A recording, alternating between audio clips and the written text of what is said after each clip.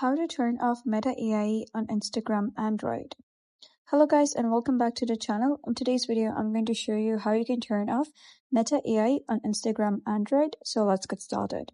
So simply go to Meta AI's Instagram chat and let's say this is the chat.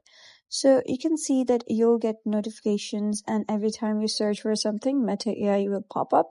So if that's really annoying for you and you want to get rid of that, simply click on this eye icon at the top right and you'll be able to see something like this. So here you can see 4 options: profile, share, search, and mute. So you're gonna click on mute. Once you do so, you'll be able to see mute messages and hide message previews. So you're gonna click on mute messages and there will be 4 options. So first one is for 1 hour.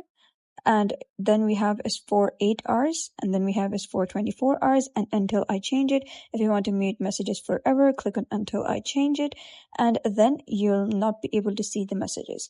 Now, if you just want to hide the messages previews and not mute messages, then simply toggle this button on, and now Meta AI has been muted.